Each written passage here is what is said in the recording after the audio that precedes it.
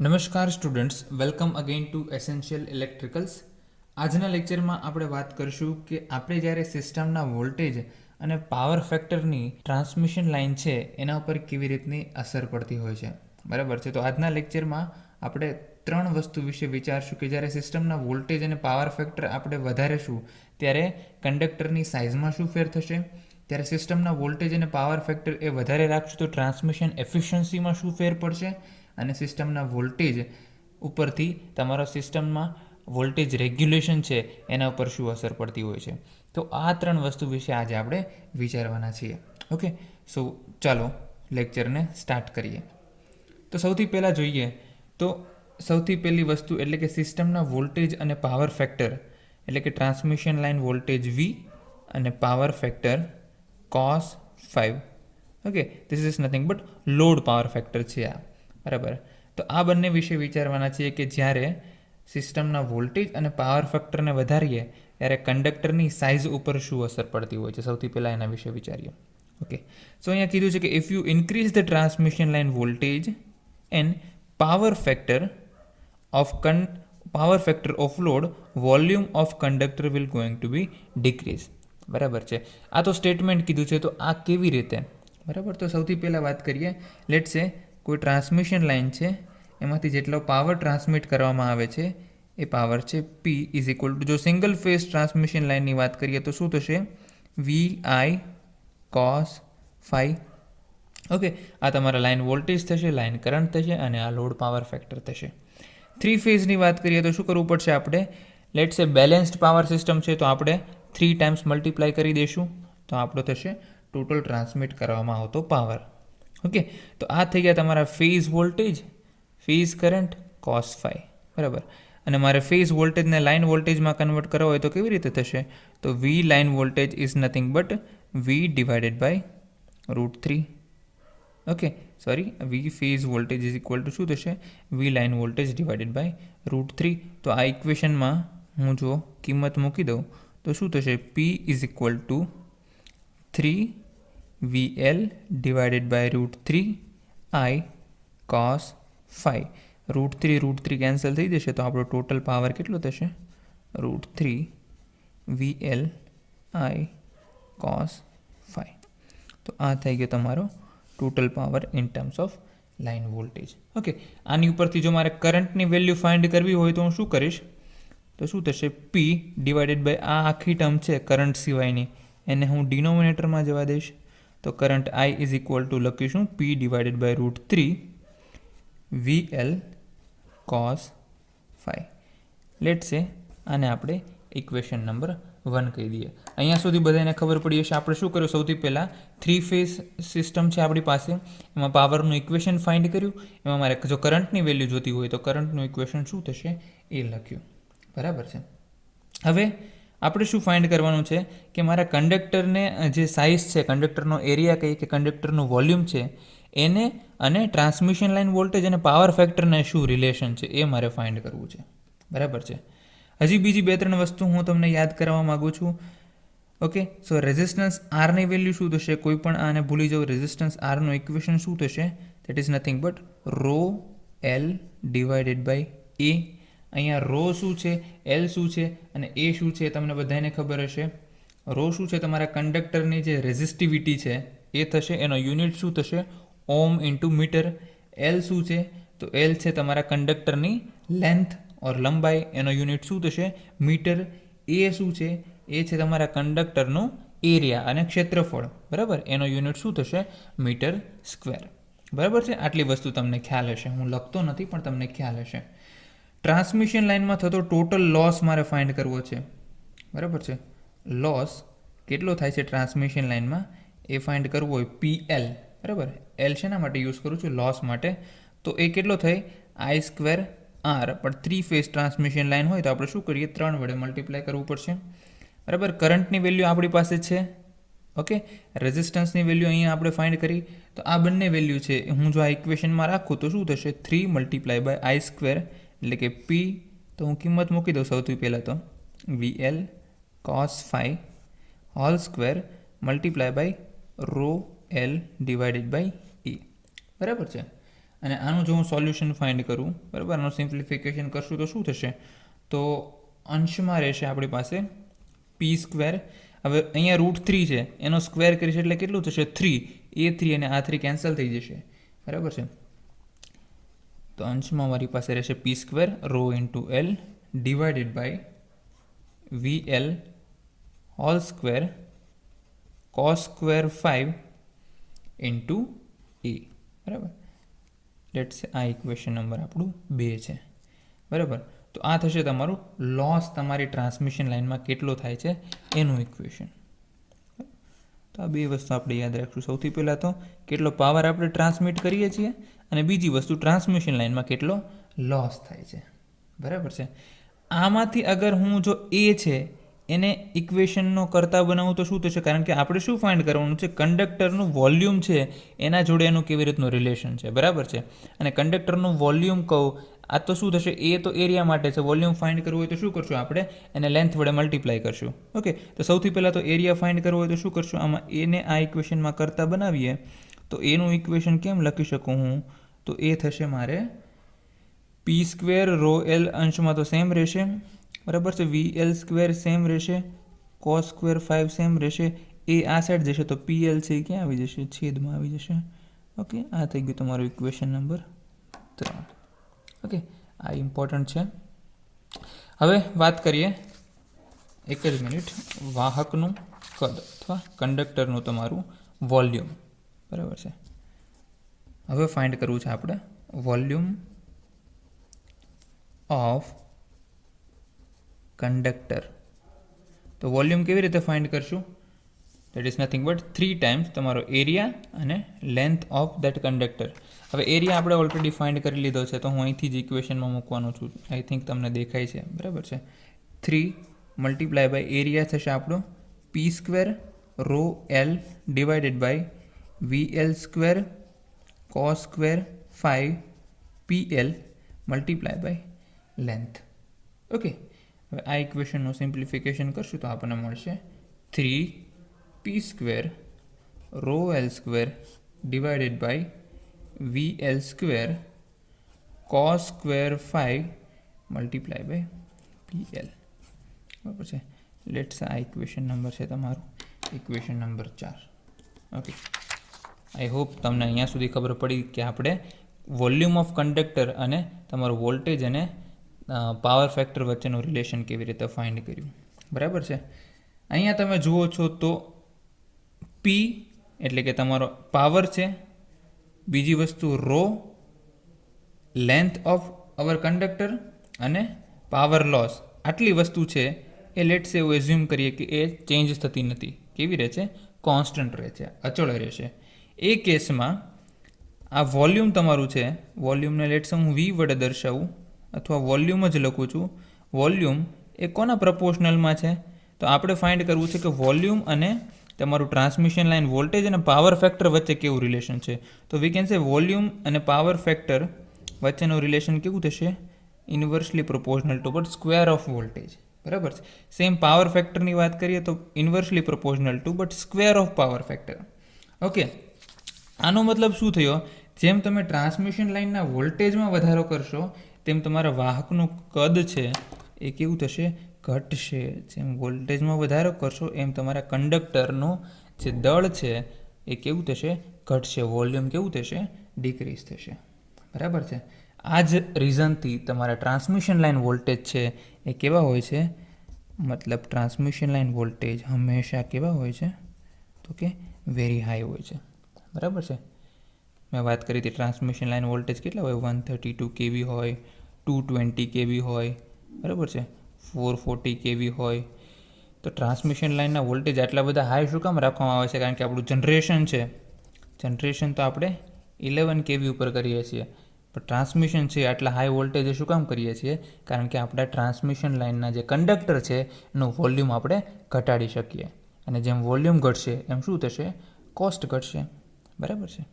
બીજું, જેમ આપણે પાવર ફેક્ટર છે એ વધારે કરશું, કેમ કે પાવર ફેક્ટર અને વોલ્યુમ પણ કેવા ઇન્વર્સલી પ્રોપોર્શનલમાં છે, તો જેમ આપણો પાવર ફેક્ટર વધારે હશે એમ પણ આપણા જે કંડક્ટરનું વોલ્યુમ કેવું હશે? ઓછું હશે, બરાબર.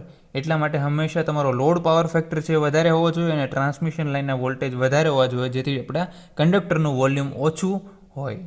બરાબર છે. તો આપણા કોસ્ટ પણ કેવી થશે? કોસ્ટ આપણી ઘટશે, રિડ્યુસ થશે. ઓકે. સો ઓબ્વિયસલી આપણો હંમેશા ટાસ્ક એ જ હોય છે કે આપણે ઇકોનોમિકલ છે એ ઓપરેશન કરી શકીએ. તો કંડક્ટરનું જેમ કોસ્ટ વધારે એમ તમારા ઓવરઓલ પાવર સિસ્ટમની કોસ્ટ વધારવાની છે, કેમ કે કંડક્ટર છે એ મટીરિયલ હંમેશા વધારે યુઝ થવાનું છે, કારણ કે જ્યારથી જનરેટિંગ સ્ટેશનથી લઈને તમારા ડિસ્ટ્રીબ્યુશન સુધી કેટલા કંડક્ટર આપણે યુઝ કરવાના છે, જો એનું વોલ્યુમ ઘટે એમ એની કોસ્ટ ઘટે, અને જેમ એની કોસ્ટ ઘટે એમ આપણી કેપિટલ કોસ્ટ ઘટવાની છે. બરાબર છે. તો આ થઈ ગયું સૌથી પહેલું. હવે વાત કરીએ બીજા ફેક્ટર વિશે. બીજું ફેક્ટર છે ઇફેક્ટ ઓન એફિશિયન્સી. બરાબર. તો આ બંને વસ્તુથી આપણા એફિશિયન્સીને શું ફેર પડશે? તો એફિશિયન્સી શું છે? સૌથી પહેલાં તો એ જોઈ લઈએ. તમારી ટ્રાન્સમિશન લાઇનની efficiency, let's say efficiency is equal to output power divided by input power multiply by 100. આ શું થઈ ગયું? તમારી એફિશિયન્સી ઇન પર્સન્ટેજ, કે તમે આઉટપુટ પાવર તમને કેટલો મળે છે અને ઇનપુટ પાવર તમે કેટલો આપો છો, બંનેનો રેશિયો એટલે તમને શું આપશે? એફિશિયન્સી. બરાબર. આઉટપુટ પાવર હમણાં આપણે આગળના કેસમાં લીધો પી, ઇનપુટ પાવરને લેટ છે આપણે લઈએ છીએ પીઆઈ. ઓકે. આ વસ્તુ આપણે ફાઇન્ડ કરશું, એ આપણો ફાઇનલ આન્સર હશે. પણ આપણને ખબર છે કે input power is equal to શું થાય? Input power is equal to શું થાય? Output power. શું કામ? કારણ કે input power is equal to output power ત્યારે થાય જ્યારે સિસ્ટમમાં કોઈ લોસ થતા ના હોય. હમણાંની પહેલાં આપણે ફાઇન્ડ કર્યું પીએલનું ઇક્વેશન, કે ભાઈ ટ્રાન્સમિશન લાઇનમાં કેટલા લોસ થાય છે. તો input power is equal to શું થાય? આઉટપુટ પાવર પ્લસ ટ્રાન્સમિશન લાઇનમાં જે લોસ થતા હોય એ. બરાબર છે. લોસ વગરની લોસલેસ ટ્રાન્સમિશન લાઇન એ શક્ય નથી. બરાબર. એટલા માટે input power is equal to શું થશે? આઉટપુટ પાવર પ્લસ ટ્રાન્સમિશન લાઇનમાં જેટલા લોસ થાય છે એ. બરાબર છે. હવે પીએલનું ઇક્વેશન તો ઓલરેડી આપણે ફાઇન્ડ કરેલું છે પ્રીવિયસ કેસમાં.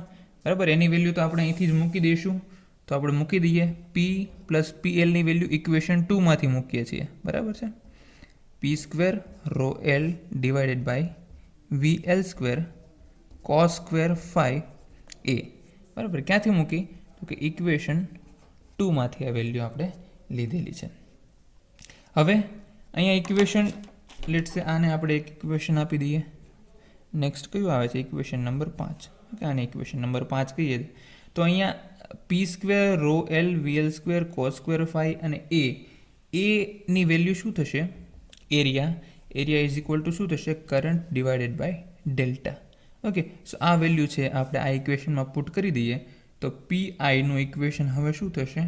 તો કે ટોટલ પાવર એટલે કે output power P plus P square rho L divided by VL square cos square phi અને એની વેલ્યુ મૂકશું આપણે આઈ ડિવાઇડેડ બાય ડેલ્ટા. આનું સોલ્યુશન કરીએ, કારણ કે આ છેદનો છેદ ક્યાં જશે? અંશમાં જશે. તો પી સ્ક્વેર રો એલ આ ડેલ્ટા ઉપર જશે, એટલે હવે delta divided by VL square cos square phi multiply by I તો રહેશે હવે. ઓકે. આ ઇક્વેશન આપણને મળ્યું. હવે આપણને ખબર છે કરંટની વેલ્યુ પણ, કારણ કે કરંટની વેલ્યુ આપણે ફાઇન્ડ કરી હતી ઇક્વેશન 1માં, જે છે P divided by √3 V L cos phi. Okay. તો ઇક્વેશન 1માંથી આપણે વેલ્યુ પુટ કરશું આઈની. From equation 1 take the value of I. તો ઇક્વેશન 1માંથી જો વેલ્યુ પુટ કરશું તો પી આઈનું ઇક્વેશન હવે શું થશે? હવે થશે P plus P square rho L delta divided by VL square cos square phi as it is, અને આઈની જગ્યાએ હવે હું શું લખીશ? This P divided by √3 V L cos phi. બરાબર. તો હવે છેદનો છેદ અંશમાં જશે તો શું થશે? √3 વીએલ કોસ ફાઈ ઉપર જશે અને છેદમાં શું રહેશે? પી. હવે અહીંયા જુઓ, આ એક પી કેન્સલ થઈ જશે. બરાબર. એક વીએલ કેન્સલ થઈ જશે. બરાબર. કોસ સ્ક્વેર અહીંથી કોસ સ્ક્વેર ફાઈવ નીકળી જશે. બરાબર. તો હવે જે પીઆઈનું ફાઇનલ ઇક્વેશન આપણને મળશે એ શું થશે? P I is equal to આપણે શું લખી શકીએ? તો કે P as it is plus √3 P delta L અને રો ડેલ્ટા ડિવાઇડેડ બાય શું લખશું, VL એક રહેશે અને એક cos phi રહેશે. આવું આપણે લખી શકીએ. અહીંયા જુઓ P કોમન છે, અહીંયા પણ P કોમન છે, અને કોમન નીકાળી લઈએ તો 1 plus √3 rho L delta divided by VL cos phi. આ થશે તમારા ઇનપુટ પાવરનું ઇક્વેશન. ઓકે, શું થયું તમારું ઇનપુટ પાવર. હવે આપણને ખબર છે ટ્રાન્સમિશન એફિશિયન્સી એટલે શું થાય, ઇનપુટ પાવર અને આઉટપુટ પાવર વચ્ચેનો રેશિયો, એટલે કે output power divided by input power. So હવે હું લખું efficiency is equal to output power. તો આઉટપુટ પાવર કેટલો છે, P. આઉટપુટ પાવર છે P. ઇનપુટ પાવર કેટલો છે, તો આ રહ્યું ઇક્વેશન. તો કે P 1 plus √3 rho L delta divided by VL cos phi. બરાબર છે. તો અહીંયા P કેન્સલ થઈ જશે અને આ શું થશે 1/1 plus √3 rho L delta VL cos phi. બરાબર, 1 થશે, ઉપર લેશું એટલે શું થશે એનો ઇન્વર્સ. એટલે એપ્રોક્સિમેટલી જો આની વેલ્યુ ફાઇન્ડ કરીએ તો શું થશે 1 minus √3 rho L delta divided by VL cos phi. આ આપણને એફિશિયન્સીની વેલ્યુ મળશે. બરાબર છે.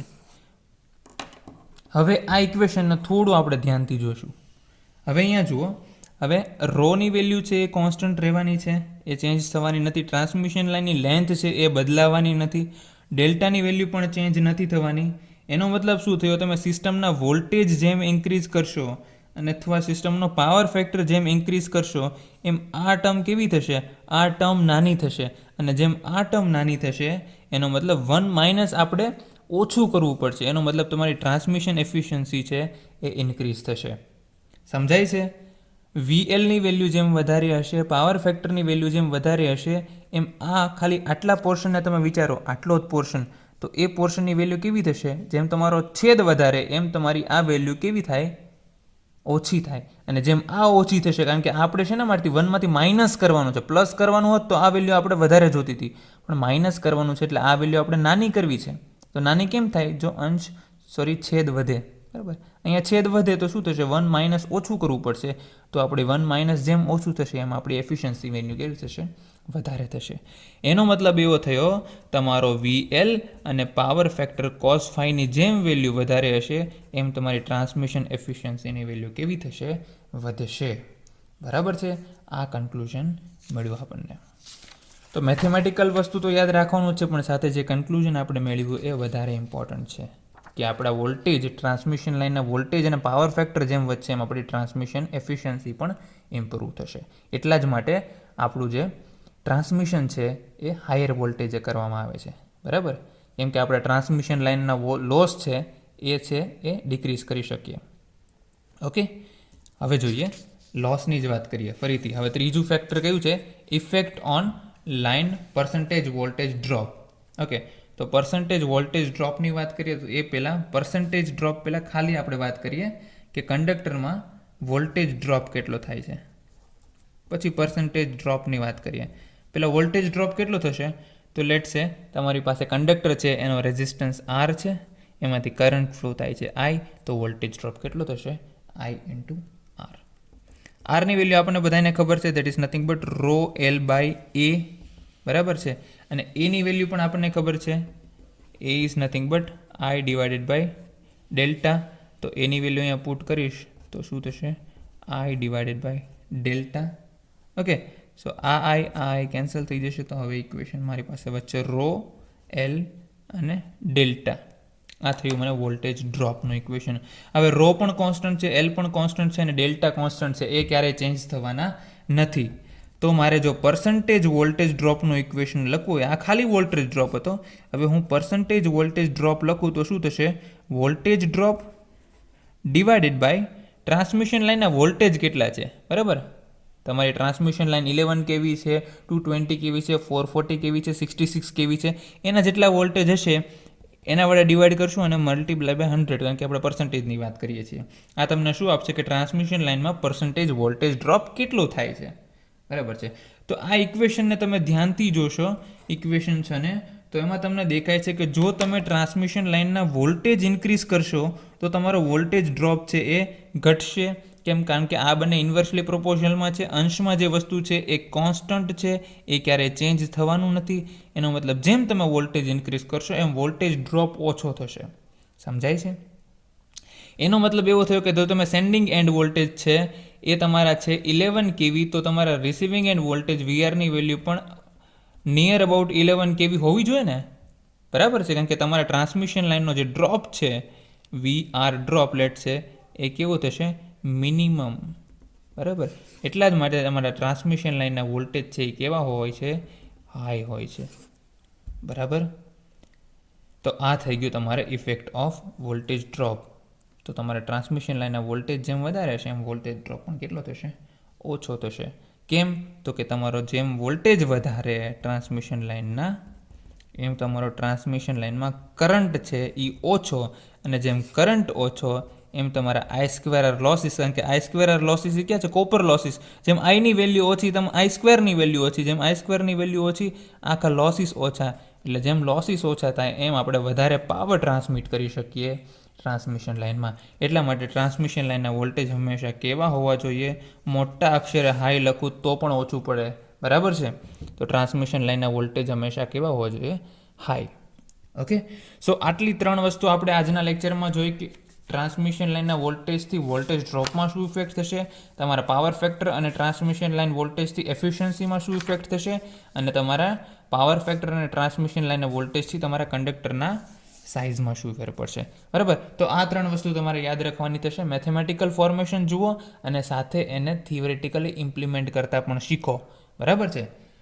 નેક્સ્ટ લેક્ચરમાં જ્યારે મળશું ત્યારે ટ્રાન્સમિશન લાઇનના વોલ્ટેજ કેવી રીતે સિલેક્ટ કરવામાં આવે છે એની વાત કરશું.